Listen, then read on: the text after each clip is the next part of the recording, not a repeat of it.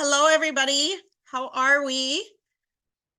Oh, good. We're waving. I like this. This is a new one. Um, Welcome. Excited about today's topic.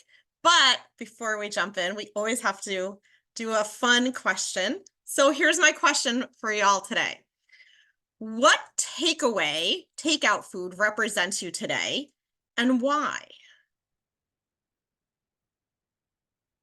Give you a second to think about that.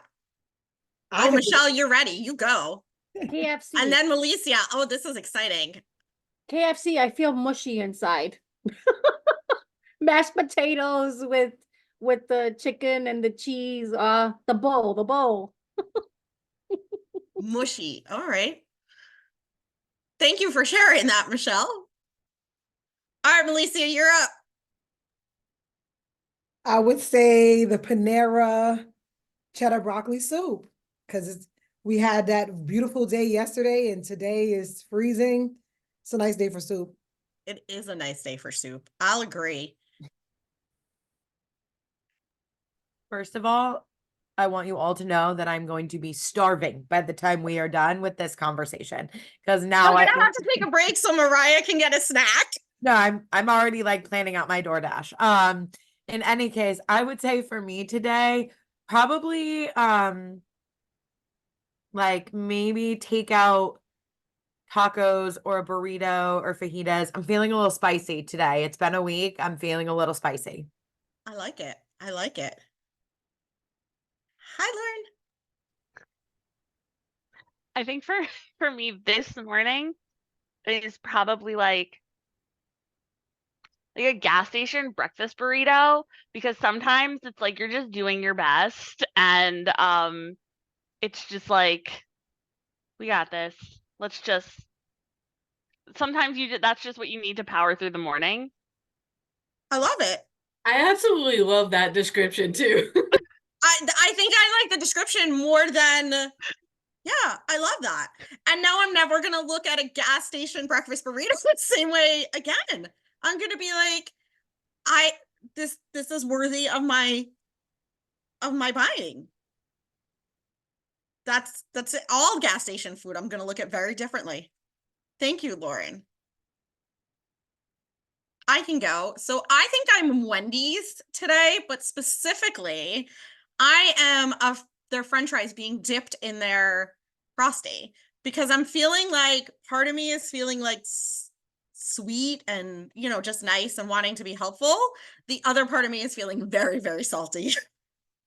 Kind of like Mariah, like spicy, like, all right, let's go. So I'm like a little combo there. I would pick McDonald's.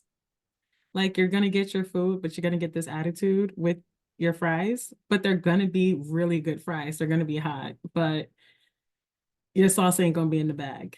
That's how I'm feeling today. Awesome.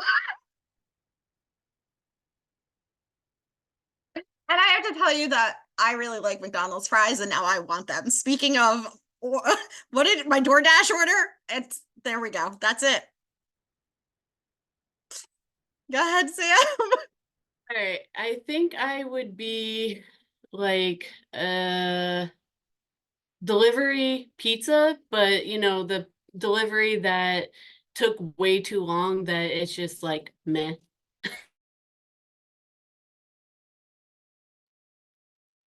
So you're craving it, but then it comes and it's just not.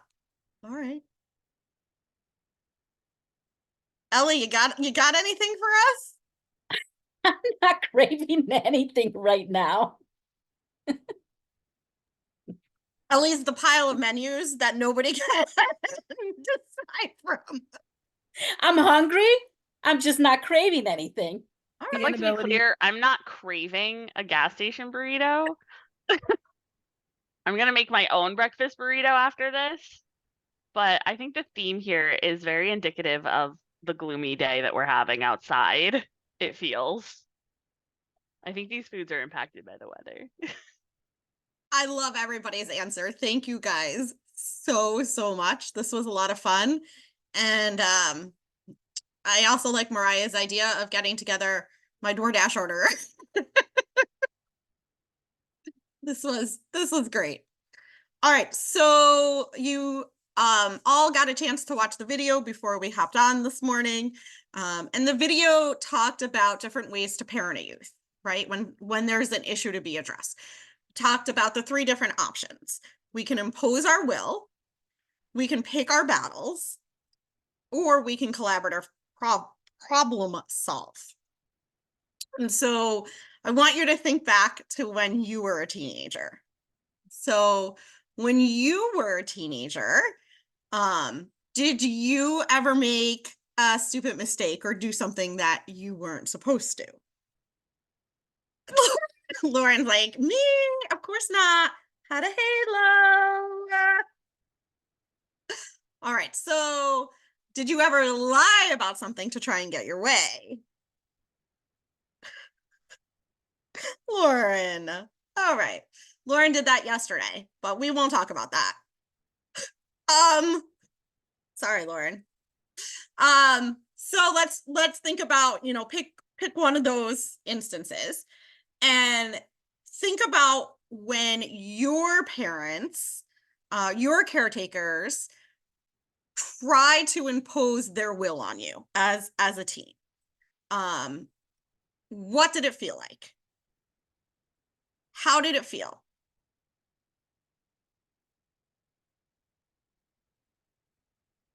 Melissa, only Brittany's allowed to raise her hand here. I think everybody can relate to this, but when I was a teen, I would lie and say I'm going to one place, but go to another place. And so I would tell her I'm going to New Rochelle, because obviously New Rochelle is like Westchester County is safer, but I would really be on the train on my way to Queens. And I would try to have conversations in between stops. So it doesn't say stand clear of the closing doors, and she won't be able to hear the train. So one day I'm on the train and I'm talking mess about my stepfather, and my mother friend was in the cart and I did not know. And she reported everything back to my mom. And now she knows I'm on this train on my way to Queens.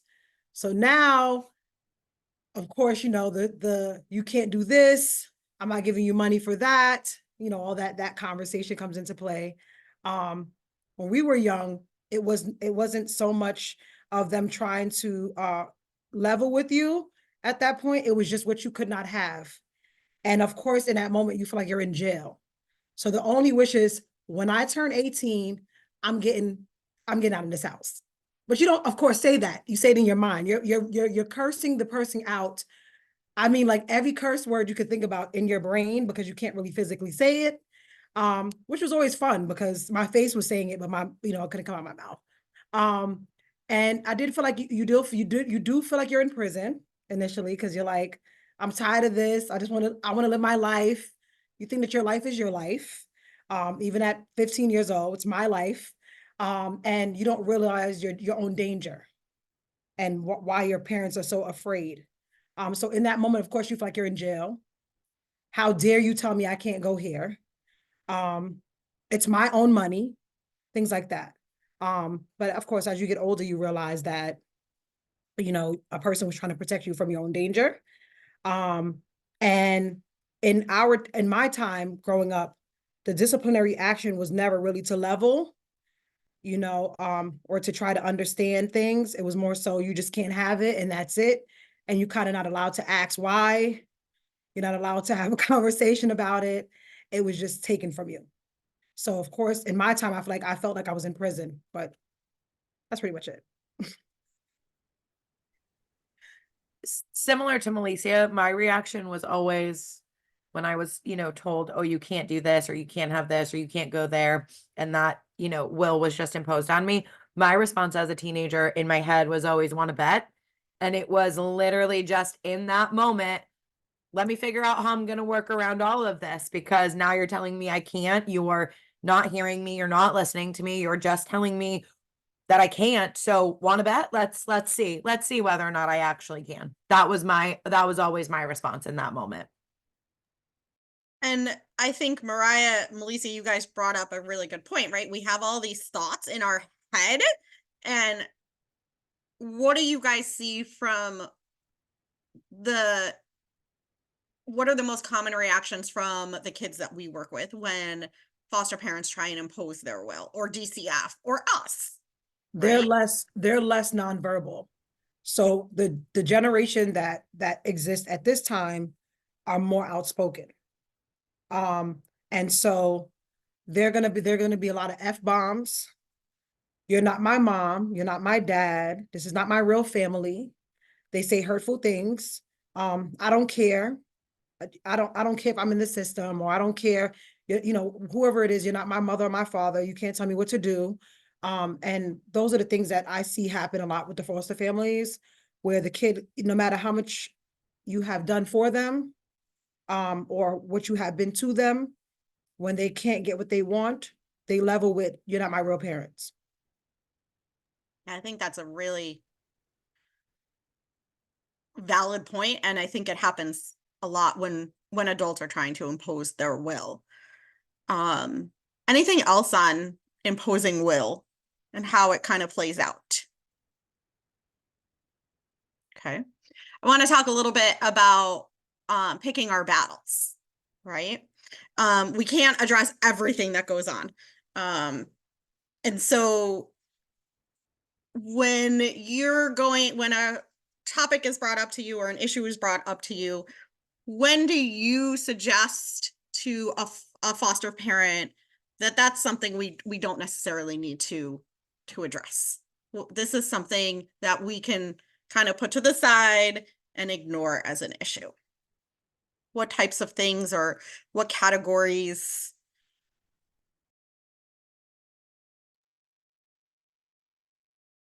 I would say sometimes the room cleanliness.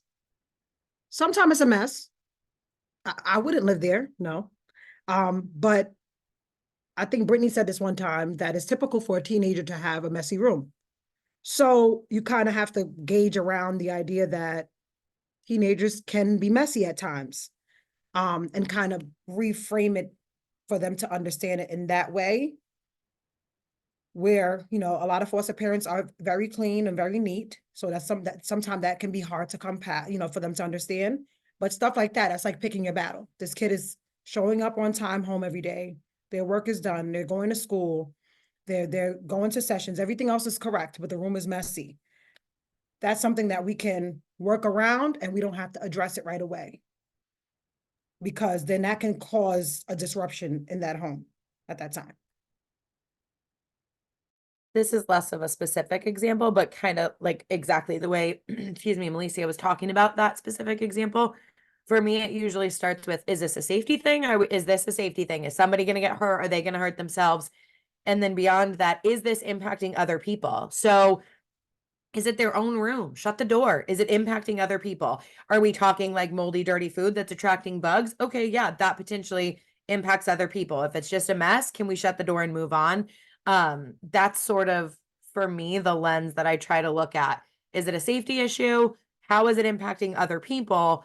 And if it's neither of those things, can it be something that we table? Is it something that we can address later? Is it something that we can let go for right now?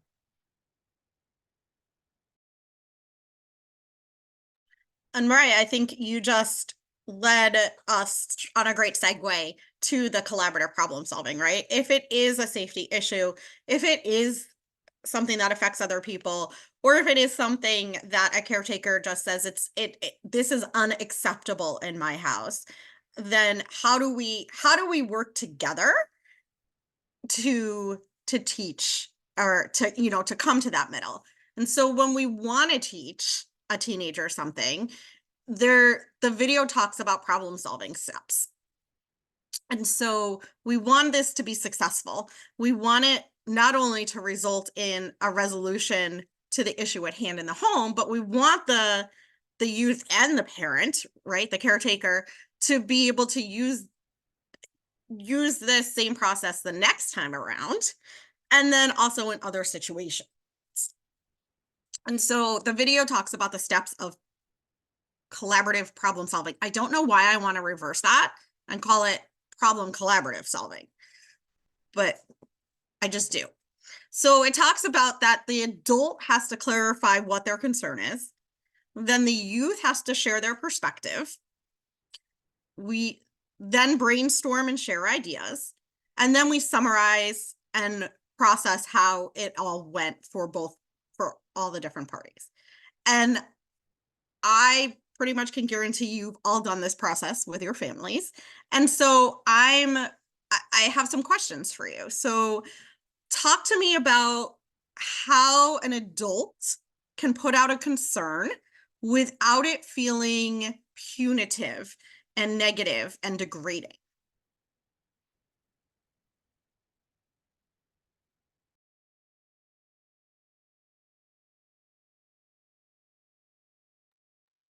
I feel like I've talked a lot, but it's fine. I'll keep talking. I think it starts with the work that's already kind of been done around helping foster parents reframe what's going on, develop a better understanding of where those behaviors come from, because I think then it allows foster parents to make it about, hey, this is why this is an issue, because it's not safe, because you're putting yourself in danger, because it's not, the foster parent's not coming at them with, you know, you screaming at me is disrespectful, and you know, it's coming at it from a perspective of, this is why this isn't okay, and this is why it needs to be addressed.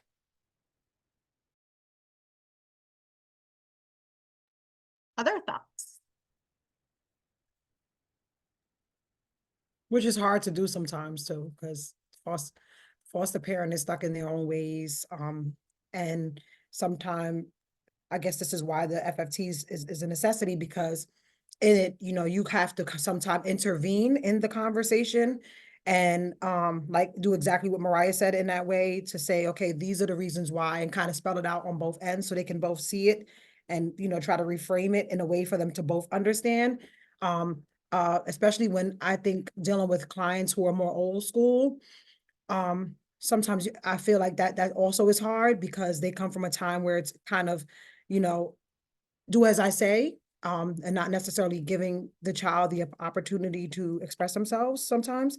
And then you also have people who struggle with just hearing a teen's opinion about something. So yeah, so it's hard to, I've seen that a lot, where they just don't want to hear the child say anything at all. I don't think you have a right to tell me how you feel in my house, kind of personality. So yes, I agree. Trying to reframe for them to both see it in a way that they can both express themselves in a way that we can be helpful in the situation. Ellie and Brittany, how do you guys, or ladies, excuse me, how do you ladies help the youth feel comfortable in sharing what their perspective is? So I mean, I was gonna say, you know, I agree with both of them, right? What Melissa and Mariah said. And I find it that when the foster parent, you know, says their concern, you have to do reframing so it doesn't sound like they're going after them. And so I go back and forth. I'll say, okay, so, you know, I'll say, so to the foster parents, you know, I hear that this is a concern for you, and, you know, you like to do things this way, whatever. But I also understand where he or she, the youth, may be doing something that they may perhaps not notice that is wrong, or they don't feel they've been doing it for a while, and, you know, it hasn't been an issue before. So then I try to have them. So what can be like a middle ground? You know, I try to see both of their perspectives, and try to have them see each other's ways of why they're doing, of why they have the concerns they have. And then usually, you know, they seem to get it. And then we just, from there, we work through how they can solve whatever is the concern that it is. I don't know if I answered the question, but that's what I was going to say beforehand. There's no right or wrong answers here, Ellie. Okay. No right or wrongs.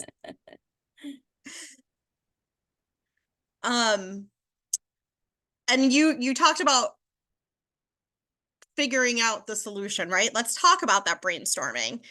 Brittany, I'm curious, when you're working with families and they're, coming up with solutions and ideas, how do you create that safe space, and how do you, let them know that sort of it's okay to put out ideas even if they sound silly or anything of that nature? They're out of the box, all of that kind of stuff. So when it comes to sharing ideas, the first thing I always ask everyone is what has worked in the past, and to see if that can be incorporated in the home that they're in now. Because sometimes things were different in their previous home. So not everything can kind of mold over directly into the new foster home, but the main idea of it can work out. So for perfect example, if there's a heated argument and the foster parent wants to talk about the situation at hand right then and there and kind of get everything out in the open, but the teen would prefer to have space. What you do is you kind of take both ideas and kind of merge them together. So we put a time limit on how much time the teen will get alone before we have the discussion. So that way both parties can still feel heard in the situation. The teen still gets their space that they need to gather their ideas, but foster parents have a time frame where they can still have the conversation. So I find like sometimes merging both of the ideas or both things that work for each person works best. And then also just telling everybody to be open. So we kind of do this thing where foster mom, she gets to talk and bring her ideas, and the teen, you have to hold on, you have to wait, let them finish their complete thought, and then have the teen have their time to completely talk, get all their ideas out, and then we kind of see what can merge together at the end. But giving people that space and opportunity to talk seems to be the best. Making sure that they have the time to get their full thought out without being interrupted.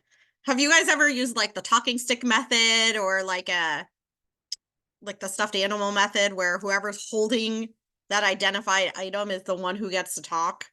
I've done that with some of my families particularly when there's like a younger child. Go ahead, Mariah. Sorry.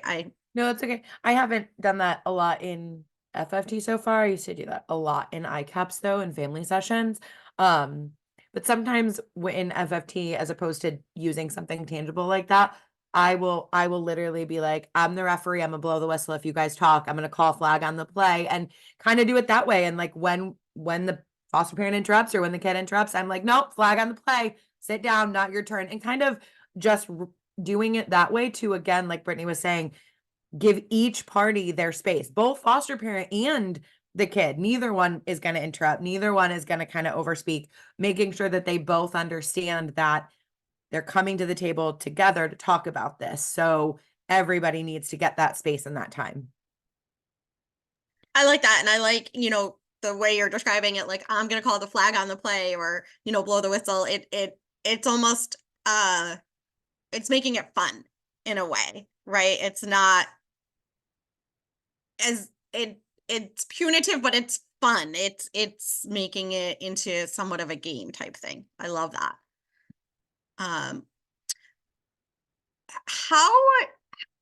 These conversations, right? They're hard. They're definitely hard because we're talking about topics that are emotionally laden and charged for both sides.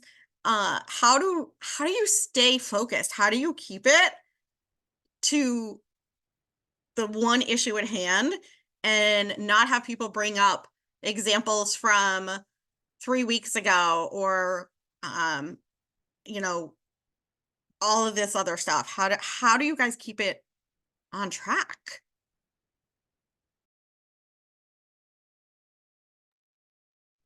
I use a lot, even in my own life, of the like broken record method, where every time that if a person is going off of what the topic at hand is, acknowledging it, not dismissing it, but saying, we can talk about that right now. We're talking about this. And over and over and over and over again. That's important, but we're talking about, let's talk about this first. We need to do one thing at a time. This is what we're talking about right now. Because I think it is easy to bring up other topics to either support what you're trying to say. If we're talking about one issue and say, yeah, but you let me do XYZ. Okay, well, we can talk about XYZ if you want to after this. Right now, we're talking about ABC. We'll go to XYZ. But again, being that broken record and sticking to, doesn't matter how many times you do it. Or you can go with the session agenda where you can say to the foster parent or a child, today, here are the issues that we're going to address. So you're you're letting them know off, right away that these are the things that we're going to discuss. And so we're going to stay on this subject, and these are the things that we're going to discuss, and we're going to try to help each other problem solve our way through it. And so that they already know exactly what's on the agenda in this session, ahead of time. And, also you can give them the game, you can make it into a game. We're a part of the game is we're not allowed to bring up the past. We're talking about this, or we're talking about matters concerning February 28th or whatever it is, so that you can stay on topic, and make it into a game where we're not allowed to go back. This is where we're going to stay and kind of stay focused. But I think if you go there with an agenda, starting the session off that way, then they know that, okay, these are the rules to the games. We're not going to do this. And of course, obviously, every once in a while, you still have to redirect, because if somebody's really upset about something, they tend to want to go back. And of course, that's when you bring them back. Listen, unfortunately, we're discussing this date on this time, and we're going to stay here. Let's stay present here, and kind of just give a nudge to remind them that we're going to stay present here. But you go probably into the session, it would be best to go into the session letting them know, here are some of the things we're going to discuss. Or even before you end the last session, you let them know the next time I come back, we're going to go over these things. And so they're kind of have it in their mind, okay, next week I know that I'm supposed to be meeting with FFT, and we're going to be addressing these issues. I like your idea of having like the agenda, Malicia. It keeps everybody focused, and I think it can alleviate that idea of feeling like targeted or dismissed.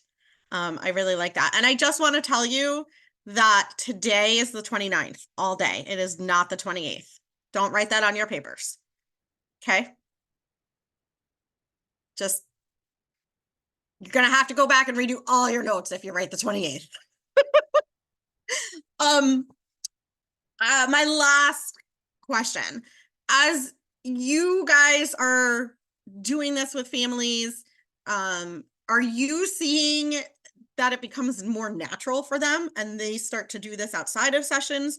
Do you see that whether it's the youth or the caretakers start sort of incorporating this into their natural repertoire of how to handle disagreements? Or is this a skill that is just limited to when FFT is there? I mean, I think for me, I think it depends on the family also. Some foster families, what we do in session, they'll continue it. Others, I've noticed that there has to be a lot of repetition and a lot of reframing and a lot of saying and just going back to it. But I may see a glimpse of it in every family trying to do it. But I guess for me, it depends on how the family, progresses through with the sessions.